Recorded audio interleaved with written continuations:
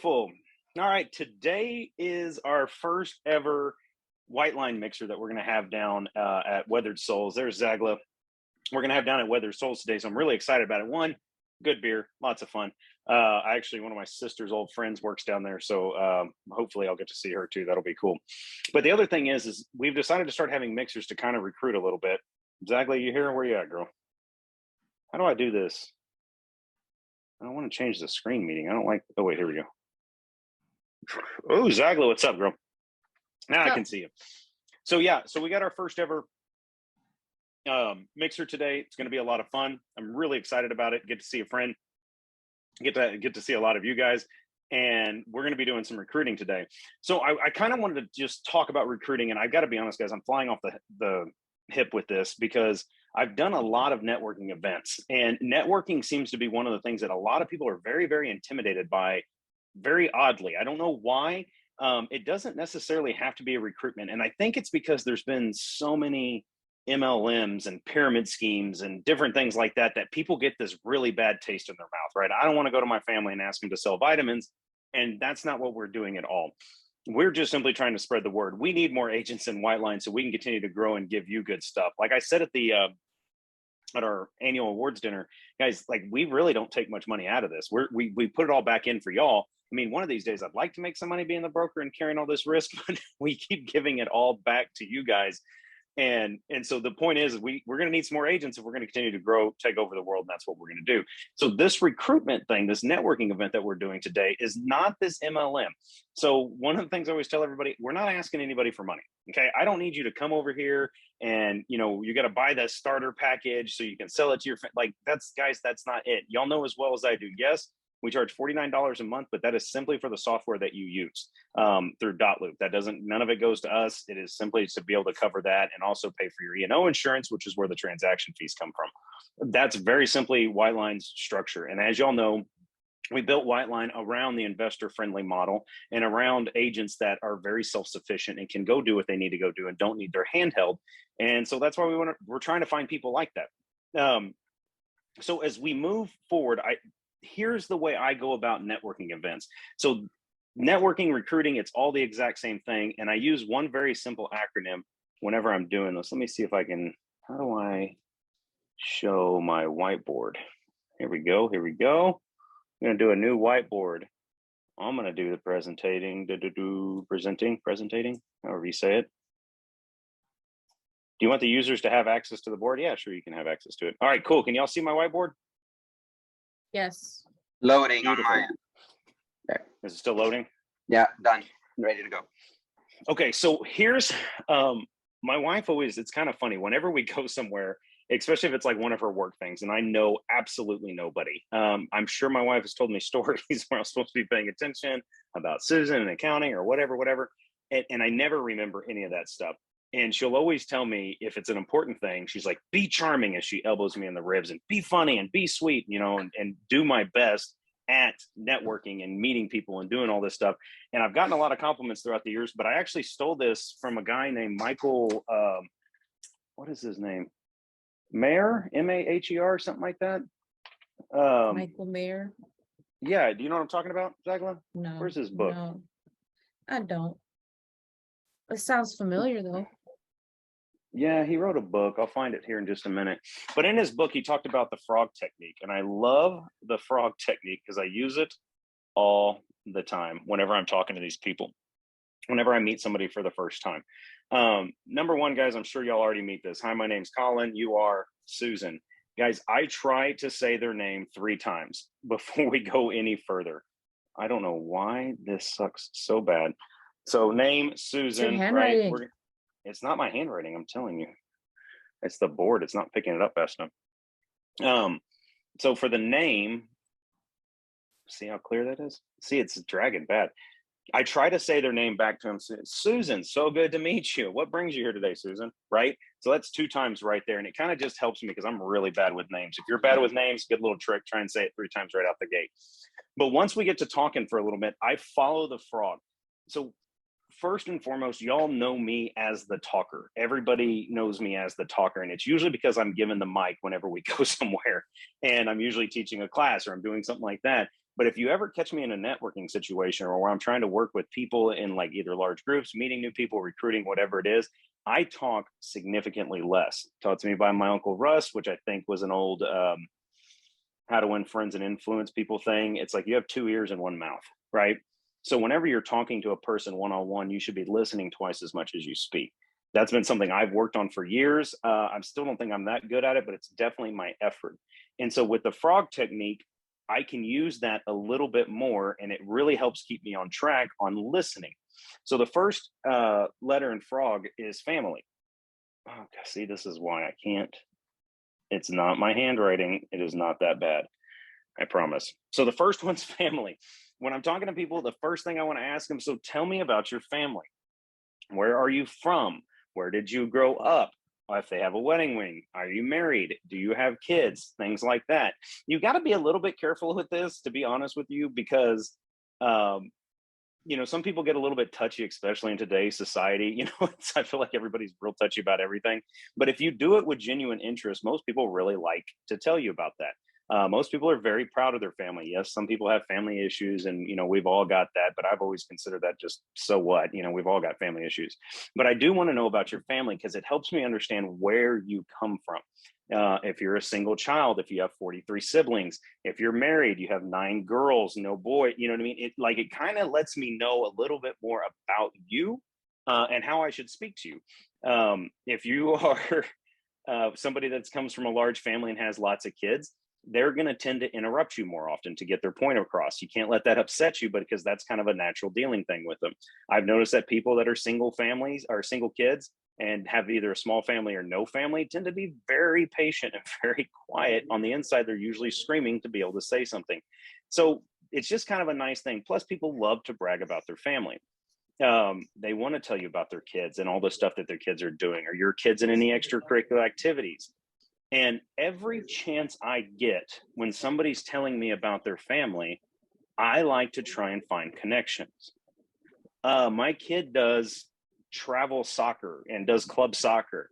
Oh my goodness, my kids do club swim. And now we have something to talk about. Oh my God, blah, blah, blah. You get to go do this, right? And I always crack jokes or whatever it might be going along those lines. But start talking about their family. Okay. Everybody wants to ask, so what do you do for a living? Nobody, that's the most impersonal subject starter, conversation starter that I can think of. People used to identify very closely with their occupation, but as you know, as the world has changed and as things go along, it's almost a rude question to ask that. So start by asking about their family. It shows genuine interest. You're going to learn a lot about the person, and it's going to get the conversation started, because most people don't like to talk about themselves, but they do love to talk about their family, their kids, what's going on, how proud they are of their wife, what their kid just an honor roll, that kind of stuff. Start there. Second one, again, is, God, this thing is terrible. Whatever. I can't do it. It's too horrible. Second one is recreation. I want to know what they do. So what do you do for fun?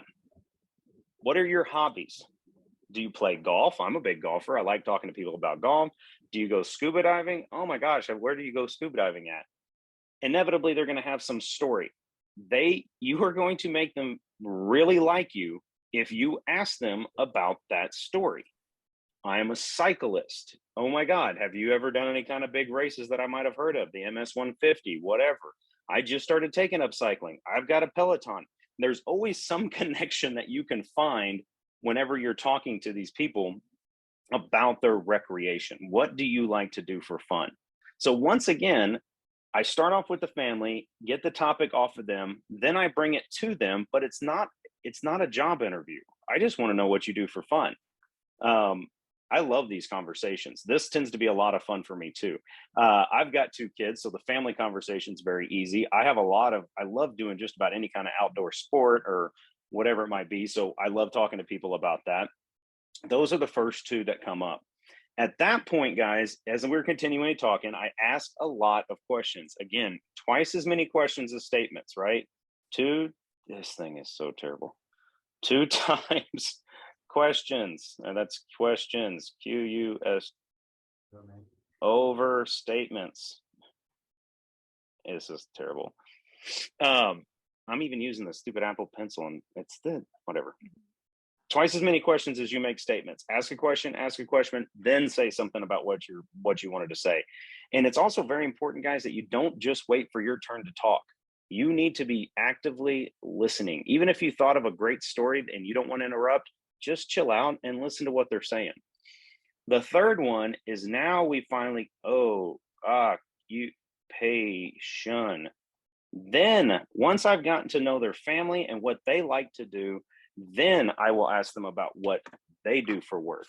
Okay. Now for this white line event, it's going to be pretty easy. They're obviously involved in real estate or curious about real estate. So that question for me is actually pretty easy when we go to one of these kind of events. Are you currently working in real estate? Are you currently a realtor? Oh, I've been thinking about it. Oh, I've been a realtor for 30 years. I'm actually a broker, whatever it is. Have you always been a realtor? No, I just did this for like the past 3 years. What have you done before that? Oh, I used to be a teacher. I used to do this. Guys, again, this occupation question, and then guys, there's a million questions to ask after that. Do you enjoy it? Do you not? Inevitably, everybody with whatever occupation they have, they've got some crazy story they want to tell. See if you can find that story by asking them questions. Do you enjoy it? Oh, it's got its good days and it's bad. No kidding, man. We've got some troubled clients. You ever run into some weirdo client that did, oh my God, I had one just like this. And then shut up. Let them tell the story. Let them talk. Let them share with you what they're thinking of, what they've seen, and what they enjoy about the job, what they don't enjoy about the job, how long they've been doing it, where have y'all done it? Have you always done this here in San Antonio? No, I used to be here. What did you notice the biggest change when you came to San Antonio? Genuine questions that you'd want to learn about. Now, once you have all three of those, family, recreation, occupation, the last thing I ask everybody, and God, this thing is horrible, is goals. The last thing I ask everybody about is their goals. And I tend to tie that in to the occupation. Sometimes, depending on how this conversation goes, I can run it back to one of those other three things, but it tends to fit pretty well into here. Okay. Now, guys, this next part is sales. This is like sales level 400. Okay. We're moving really big on this one because when we go from goals, and I tend to tie it into occupation, right? So you've been a realtor for 4 years. What's your goal to be a realtor? Do you want to become a full-time realtor? What does that look like for you? Why do you want to become a full-time realtor? That's a great question, because it's going to tell me, do I want more time for my recreation, or do I want more time for my family, or do I just want more money? Get what I'm saying? But now I know, oh, I want to be a full-time realtor so I can have a little bit more free time. Oh, really? Your daughter, Susie, and the dance team? I know you said you've been traveling a lot. Oh, exactly. It takes a lot of time to do that. And I said, man, I had a friend who was in dance, and that was, I remember watching them buy every one of those little costumes, and I know they're expensive. I know that was hard, that kind of stuff. And now I can tie it back to their life, not mine. I don't have to continually share my experiences. I can share with them their experiences. And I know it sounds weird asking people about their goals down here, but guys, I'm not afraid to ask. How much business are you doing right now? What's your goal to get in the business? Is it an income thing? Do you want to make a certain amount of money? I need to understand who those people are and how they think. Now, guys, this little frog technique is what I use whenever I meet somebody new, whether it's a networking event, a recruiting event. I actually use this during job interviews. By the way, you got to be very careful with that family one during a job interview, but there's legality with that. But guys, this is my pattern that I use over and over and over again. Now, the whole point of doing this mixer today is hopefully to recruit some new agents, show them how cool we are. So how do I take all this information and go into recruiting? Okay. Recruiting is essentially sales. Okay. And like I said, this last part is sales 401, right? We're at senior level selling when it comes to this kind of stuff. But here's the deal. Sales is not about cramming something down somebody's throat. I do not want people at White Line Realty that do not want to be at White Line Realty. That is not what I want. I don't want you to be here against your will because I talked you into it. which I probably could, but that's not what I want. The purpose of sales is to find somebody the solution to the problems that they have. Okay, you got to help somebody find the solution for the problems that they have. Hopefully, your company, whatever it is, can solve their problems. Sometimes it can't. If you sell forklifts and somebody wants more time off at work and they work in a deli, probably not going to be a very good thing unless for some reason your forklifts can help them move more bologna, right? But you gotta find out. Now that I know about their family, what they like to do, how long they've been doing it, how good they're at it, and what their goals are, I can figure this out. So Zagla, I know you're listening. Can you give me an example of a goal that somebody that would come to a real estate mixer would have? The very basic, what can this brokerage offer me and the fees? Okay. So we're talking money. Now money tends to be and leads, lead generation. Oh, lead generation. So we're getting into some very strict things. So if somebody, okay, let's address these one at a time, right? So the money thing, I'm going to address that one last because that's what we call a value proposition in sales. I got to show that it's worth what you're spending on it, right? Everybody thinks spending $100,000 on a Tesla is completely reasonable. Why is that? Because it's a value proposition. They think the car is worth it, right? We'll get to that in a minute. Leads. I don't have any leads. I work for fill in the blank brokerage and they're not giving me any leads. I understand that. Question. Start with a question. Do you know of any brokers that give out leads? And guys, one of the most important things is to shut up when you ask a question and listen. Because here's the thing, guys, no brokerage gives you leads. I have yet to speak to anybody in all my years of real estate that says, I walked in the door and they handed me the Glengarry leads and I sat down and made 14 phone calls, sold 12 houses, and now I'm rich. That was a great brokerage and a great decision. Has anybody ever heard that situation? No. Does anybody know of anybody that works for any brokerage that consistently gives them leads? Not one or two here and there, but consistently feeds them leads. I don't think that they feed you leads, but they give you systems that can feed you leads, like kind of what we had going with Chime. I know EXP had KV Core. KV Core, you can they provide you a platform where you have the opportunity to have leads. 100%. But you were still responsible for your own leads. Yeah, so that's what I said. The way I always address it, I was like, yeah, man, we don't have this secret stash of leads sitting in the back that we're just waiting to give to people. We really don't. And I can't imagine any broker that does. If any broker did have this secret stack of magical leads, why would they give them to you if they could just do it themselves and keep 100% of the commission? So most of the times we do have to go looking for leads. Now, to your point, since you worked with EXP and they said they've got all these systems to do it, we've actually got those systems as well. But in order to keep your costs down, we don't actually charge you for them. If you want them, if you need them, then yeah, it's definitely something we can add onto your plan. We do work with Chime. We do have Chime paid leads that come through our CRM. Not that you can take those leads. Well, because nobody wanted them. We sent out a survey. Well, then you should have. You can still call Susie and she'll turn you back onto it. No, I did tell her, but she turned me. I did tell her that I wanted to keep it, but they referred me to like the original pricing, which was like a couple $1,000s a month. No. Yeah. No, it's like $160 a month tops. But we'll talk about that later.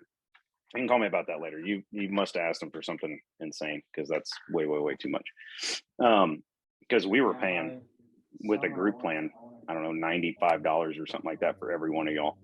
So that's where it came out to like $100, $150 because it was that and Dotloop. But if you went independently, it was like $160. It wasn't that bad. But so we do have those options available for you. A lot of realtors, they tend to buy leads from places like Zillow and Realtor.com. I'm going to be honest with you, I don't like doing that either. And I frankly haven't bought a lead in years because they're really not kind of worth it. I tend to just work my network. Well, how do you do our network? Well, actually, we have a lot of training videos where this really handsome guy named Colin talks about how he does that a lot. And if nothing else, you should just watch it because he's so dreamy. So that's so what I'm doing in that particular scenario is what's happening right here is that objection that somebody has, because those are called objections, and I love objections, but everybody thinks objections are a bad thing. Objections are a good thing because they're trying to figure out what's better. Okay, that objection right there is what I call the grass is greener objection. They think the grass is always greener on the other side. This other brokerage is going to do something for them. In this case, it's leads. But the grass is not greener on the other side if you just water your own yard. So it's going to look good for sure on the other side, but there's not a brokerage out there that just gives you leads. There's not a brokerage out there that just gives you leads. Unfortunately, they'll charge you for some. You might get some slough off bad leads that the superstar agent just hasn't been able to get a hold of anybody, and you're going to be sitting there chasing your tail because it's a bad lead. But I've never met any place that does it. Now, if you're saying EXP gives it to you through the service, I promise you they're charging you for it, because they're getting charged for it, just like we were. Yeah. Okay. So if you want to get charged and get leads through a system, Whiteline can help you do that, but it's your choice. We're not forcing you to do it. So it's your choice. Okay. So that's one of them. Training is always another one that people come up with. Training is always one that people come up with. So if you want to talk about training, he's like, hey, I'm calling. Who's that? Hello? Okay, I guess she muted it. Are you talking to me? Yeah, no. Yeah, somebody's just talking to. Sorry, I muted myself. That's okay. I'm still listening. But it's okay. Training's another one, right? Man, I'm really new to this. I really don't know what I'm doing. Okay. 100% understand that. And can I give you a piece of advice? Nobody knows what they're doing coming out the gate. You go to school, it's just like anything. I started life as a teacher, and you go to all these classes and you do all this stuff. And the one thing they never did was leave you alone in a room full of 80 kids. And so on the first day of your job, they leave you alone in a room full of 80 kids. Like, they've never done that. What about student teaching? Yeah, you had a cooperating teacher, somebody there to help. So on that first day of school, you're terrified, you don't know what you're doing, and you just go through it and you learn. I said, I think the most important thing is that our training videos are all online and they're all on YouTube. So if you've got a smartphone at any given time, you can find the answers that you need. I said, otherwise, we've got a bunch of brokers that work inside of Whiteline. You can always call me, Eric, Hillary, somebody, and ask the question that you need to get answered. One of us is almost always available, and we're really good about getting back to you. A lot of people think that they need additional training, and I need to go into a room and I need to sit and listen to you talk for the next 3 months before I can go do anything. And that's not what we think here at Whiteline. We want you to go out and we want you to go catch something. And when you catch something, we'll teach you how to take care of it from there. You're not going to do any good theorizing on how to buy or sell a house this entire time. You need to go do it. So we help you go do it, and then we help you every step along the way. The only way you're going to learn every single scenario is whenever you have been through every single scenario. Well, when you've been through every scenario, right? Like, Colin, how do you know what the statute of limitation is on debt outside of it? It's like, because I've had to sue somebody over it. It's like, that's how I know the exact answer. Otherwise, I wouldn't know the answer, right? Unless I looked it up. Other objections that we talk about during recruiting. So leads, training, what else you got? Somebody help me out here. Oh, the EXP thing. I talked about this one ad nauseum the other day. I thought this was good. Well, EXP, every time I sell a house, I get shares of the brokerage, and I get this and I get that. Okay. And if I sell, blah, blah, blah, blah, blah. Okay. The interesting thing about EXP, and what I like, I got to be honest, I do like this, is that they give shares of their company away. Okay. They are a independently, privately traded company where they have this internal stock plan. Okay. I have a handful of problems with this because stock plans like that tend to be rife with problems. And the first problem is I have all of this stock in this company. And because of that, I'm making more money than you are. Does that sound familiar to anybody else? An MLM. I get that. Yeah. Well, number one, it's kind of an MLM because they get all this stuff for recruiting and all this kind of stuff, right? What's funny Mhm, about an MLM is the only people that make money are the people at the top. mhm, Um, I've very seldomly met anybody who's made decent money, at least decent money for an extended period of time in an mhm. MLM, unless they were at the top. But when it comes to internal stock programs, guys, when you sell a house, this is the simplest way around it. When let's say we sell a $300,000 house, right? What do you work? What is the commission paid on that $300,000 house? 9,000. $9,000. Okay. White Line is going to keep 499 of it. So you get $2,500, right? Or no, sorry, $8,500. Okay. You make $8,500. Someone like EXP keeps 20% of your commission. So they're keeping $1,800, whereas White Line is keeping $500. Okay. There's a $1,300 difference here. Yeah, but Colin, I get stock. Is that stock worth $1,300? I looked up the EXP price share the other day. It's $13.52 over a 52-week rolling average for one share of their stock. So that means they would have to give you not 10 shares, but 100 shares of stock every time you buy or sell a house in order to break even with what White Line would do. That's my next question. Are they giving you 100 shares of stock every time you do this? What do you think the answer is? No. No. Okay. So here's my next question. Let's say they did give you 100 shares of stock. Okay. The world shit hits the fan, World War III, famine, plague, I don't know, whatever, right? I need to get that $1,300 out.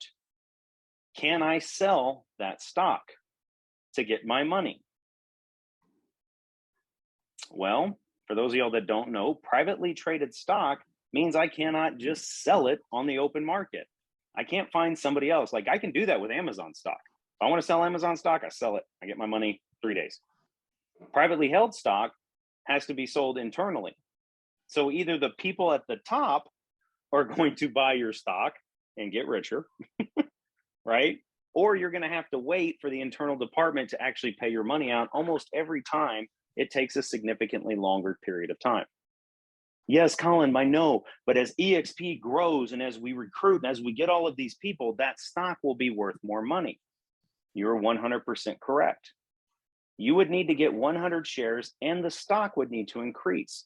Does anybody want to guess what EXP stock did over the last 12 months? 42% decline in 12 months. Now, that's not just EXP. I'm not trying to knock them, but we have, as a general whole, as the United States, had a rough time with the stock market, right? I don't know about you. I would just rather have the $1,300. Can I have the $1,300? And if I want to, I'll go buy stock in Amazon or Walmart or whatever it is that I want to go buy stock in. And I will have it much more liquid because now I can sell it at the drop of a hat. Or Colin and Eric are both real estate investors and they teach this class on Fridays about real estate investing. Maybe I'll keep my $1,300 and I'll buy some real estate and learn what these guys have taught me about getting rentals and flipping houses and doing all that, right? So it sounds really good when they sell it, but if you put pencil to paper, guys, there is only $9,000 coming out of this transaction. We are giving you 2,500 of it. You got to figure out, I mean 8,500. Why I keep saying 2,500? We're giving you 8,500 of it. You can do whatever it is that you want with it. So there's a MLM company called Primerica. Are y'all familiar with that? Have y'all ever heard of Primerica? Primerica does something very interesting, and I actually really like Primerica for this. Is there's two kinds of life insurance. There's term, and then there's some sort of whole life, variable life, whatever you want to call it. The guy that started Primerica started on buy term and invest the difference. Term insurance is always cheaper.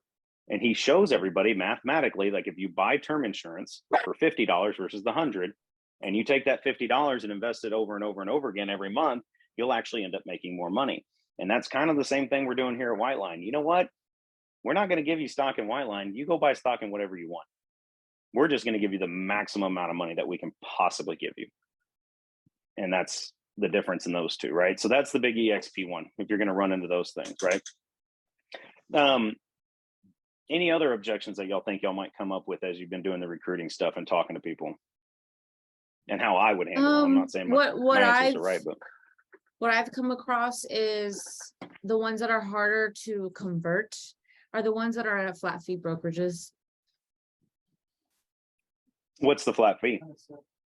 Like maybe $200, $300 per transaction. And they're Which not is getting kind of- charged a monthly?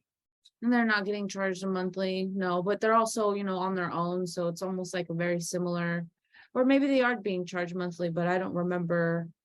I was about to say, because that, if it's $200-300 a transaction, I'm telling you right now, they're not even covering the E&O insurance, which is the most dangerous I think thing that's to me. probably the only thing that it probably doesn't. I don't think I even had that with EXP or my other broker. I think they did with my first one, but they never used it when it was time to be used. Yeah. So if I'm going to throw Eric under the bus, I'm just going to hope he never watches this, right? If it Oh, was up to gosh. Eric, he would charge y'all $5 a month. Okay. Like if it was up to Eric, he would get this thing as dirt cheap as he possibly can. I am the lawyer-esque kind of person. I'm the one who's like, no, we need insurance, we need this, we need right, because I don't want to get in trouble over this stuff. So I'm like, it's got to be this much. And we argue back and forth a lot about these kind of things, right? And I feel like the bad guy, like I really do, because I'm like, we can't go that low, Eric. We just can't. We've got too many bills to pay, right? Dot loop we got to pay for. We got to pay for the E&O insurance. We got to make sure. We got to pay Susie to make sure she's watching all your documents. We got to pay Tanner to get all the social media stuff out there. Like, we have a lot of things that come up, but we really don't want to charge you any more than we can. So those extremely, extremely low brokerage fees make me really nervous. And the other thing that I've noticed with those extremely low ones is it tends to be very much a brother-in-law kind of scenario, right? Like, oh, the broker is my cousin or my this or that. And it's always Yeah. these super small, tight-knit groups of people where there's a lot of trust. Where like, it's like, I know where you live kind of thing. And if you screw up, I can come after you, because like that's the fear. I mean, I've got to be honest, like, guys, y'all can go out and do something really stupid that we've got to come in and clean up. And if it gets legal, then it gets expensive. And unfortunately, as the broker, it becomes our problem, not yours. So there's trust, but verify kind of thing. In our case, it's trust, but insure. And watch. That's why we have to have dot loop. That's why we got Susie looking over your shoulder to make sure all your paperwork's in order. So that's kind of one of the benefits with us, is that we give you as much lease as we possibly can, but we've got to make sure we're dotting our I's and crossing our T's kind of thing. What else you got? Anybody else got an objection for me? I'm in an objection fire mood. Objection. I'm trying to think of what other ones I've run into. The one I get a lot is training. And guys, I think y'all know this, like inside Whiteline, if you want to create a team, you can. Like, I know we've talked about this. Zagla's got one, right? Zagla, I'm not going to roll out your dirty business, but we require our transaction fee. Okay. Y'all know what those are. I'm not going to go over it, right? If you want a team and you want to charge double the transaction fee, I don't care. Yeah. As long as we get our transaction fee. Does that make sense? Yeah. If you want to create a team and charge them, hey, you're only going to get $5 for every house you sell, I get the rest. You can do that. I don't know how many team members are going to stay around, but you can't. Okay. So I know EXPA charges 20%. They charge 20% of the transaction, right? You could charge 10%, 15, Maybe keep the difference, 15. pay white. Yeah. Whatever it is, pay Whiteline what you owe us for each transaction. We're cool. We're not going to ask you for anything more, but you have to decide on what you're giving your team for that money. Like In-house Zagla, training. I hold your hand in-house through training. the entire process. she's got desk space. She's got all that And kind I of have stuff. leads. And leave. that- Leads that I don't want to deal See? with. I've got a bunch of leads that I don't want to deal with, and I'm about to bring somebody on to kind of be like under my team, like Collins. It's like, I know Exactly. Whiteline's my team, but I need somebody that I can sit here with. And so I also get that one a lot too, Zach. I really like that line because I use it often, that we don't really hold your hand. Like Eric and Colin, like, we're not holding your hand. I'm Mhm. sorry. I will answer any question you have. Y'all know that. Yeah, it doesn't take me long. I will get back to you every single question I have, but I'm not going to wonder where you're at 9 o'clock in the morning. If you sleep in, that's on you. And if you're not successful because you sleep in, and I didn't make any phone calls today, and I really didn't feel like doing this, and then that, and you know what? Being a realtor sucks. No, you suck because you're not working. Now, I'm not going to go around. I did that for a long time. I used to be a sales manager, and it was my job. Make sure you're up. And you were doing this and you were doing that. Did you fill out your forms? And what about this? And did you put this in? I don't want to do that anymore. It's terrible. It's miserable. And all it does is lead to fighting. We want people that are self-starters that can go out and do their own thing. That's why you're all here. You're like, screw it. I don't need you to charge me a bunch of money to watch me. I'll wipe my own butt and I'll pay you the least amount possible. Perfect. Love you. You're in. Let's go white line. If you've got somebody that needs a lot of butt wiping, then maybe you need to create a team. Like Zagla said, I'll walk you through it start to finish. You can come bother me every 5 minutes. You can see Zagla sitting in her office while the rest of us are sitting in our house. Zagla's got an office. I've been to it. It's lovely. Okay. Uh-oh. Sorry, guys. Zagla's got an office. So it's like, hey, you know what? It's 15% here, but I got office space for you and it's 5 feet away from me and you can ask me all the questions you want to ask me. And I love the desk that she has there. Is it one of those raisy ones? Yes. Yeah, Everybody gets one. Yeah. I thought I remember that. And so guys, real quick, before I let y'all go, because I do got a mastermind class here in a little bit. What is the acronym you should use at a social event? Mixer, networking, whatever. What is the acronym you should start with? Family. What's the acronym though? What's the full word? Frog. Frog. Oh, frog. The F is for Zagla. Family. There you go. The R is for Recreational. Recreation. Or recreation. recreation. The O is Occupation. occupation. And the G is Goals. goals. Guys, start there. I am telling you, everybody will like you. They will think you were the most charming, the best person at the party. Listen twice as much as you speak. Ask them about them and use the frog technique. There's a really interesting story that I heard one time, and it was, I'm going to scroll this up, but it was like the Duchess of something, like the super duper pretty princess, right? And she was single, and she went out on 2 separate dates, one with like an architect and one with whatever, right? And she was just like it was the Kim Kardashian of the time, right? And in this news article, they asked her afterwards, they said, how were the 2 dates? And she was going over all this. And that they said, what was the big difference between those 2 dates? And she goes, well, my first date, who was the architect and he did all this kind of stuff, man, he was the most interesting man in the world. He had done this and he had been there and he had done all this stuff. She's like, what about the second guy? She said, well, the second guy made me feel like the most interesting person in the world. My question to you is, who do you think got the second date? Second one. There's actually been there have been studies done where as far as what makes a person memorable, and it's not that they talk about themselves, but that they allow the other person talk about themselves. And people tend to remember individuals who let you be you. And ask those questions, those diving questions. That's why I love that frog technique, because it gets off of that superfluous surface lariat talk that we all do. What do you do for a living? Oh, I'm an accountant. Yeah, it's the old accountant game. Numbers and bean counting, right? It just becomes this topical thing that everybody forgets. And you go home and you're like, how was the party? Well, it was okay. I met some guy. I think he did accounting, right? You don't remember anything. And I know that we haven't gotten to the value proposition, but also frog gives you, and I'm sorry for using this terminology, ammunition, because you're grabbing what they've actually told you their interests are and what their goals are. And you use that as, well, this is how you achieve that. That's exactly 100% correct. Is once you know everything about this person, you understand what drives them and you understand what problems they're having and they're facing. So now you get to show them how White Line can help bridge that gap for them. Okay. In my humble opinion, of course, we're the greatest. I'm the smartest, all that good stuff, right? But I can't understand how anybody would not want to keep the most amount of money they can and not have a ton of weird overhead fees. And if they need to be on a team, they have the option to be on a team. They have the option to work independently. Like, there's just so much flexibility here. I really don't. I mean, I kind of get the EXP thing if you think that's how you're going to retire, but that's not how I think I'm going to retire. I think I'm going to do it with real estate because that's what I do all day, every day. But, you know,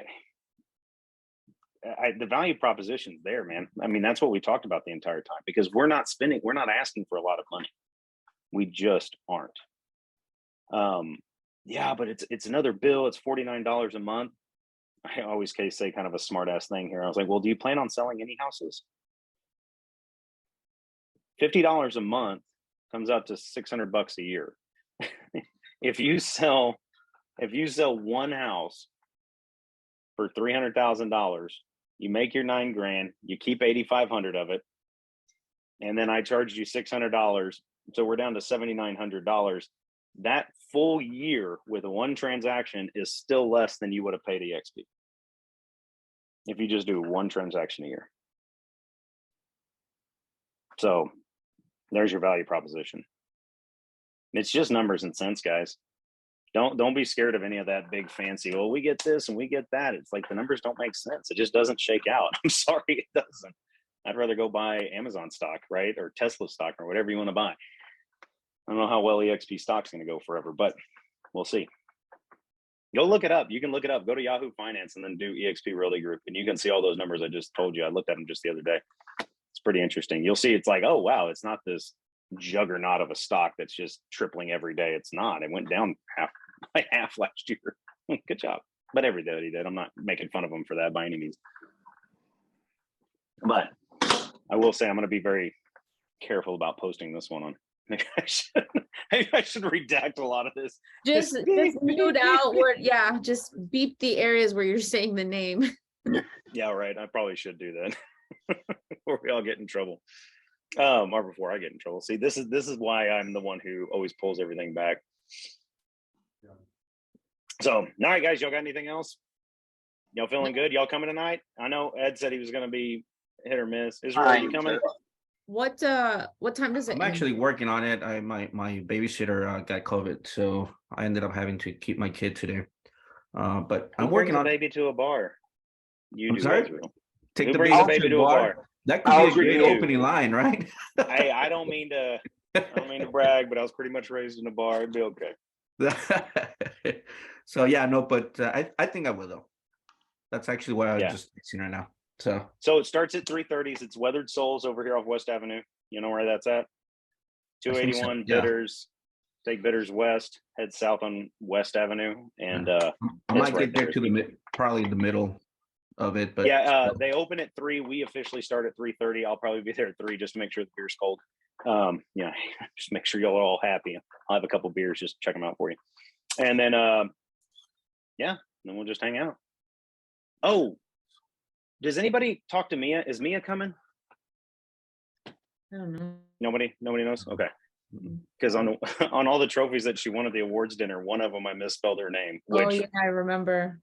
Well, I didn't misspell it. Thank you very much. Like, I looked at the emails, I sent it in correctly, but when they sent the proof, there's so many of them for Mia, and just like, whatever, we're good, because they got the first couple right, and then of course the last one, the most expensive one, was wrong. So I got it fixed for the low price of $200.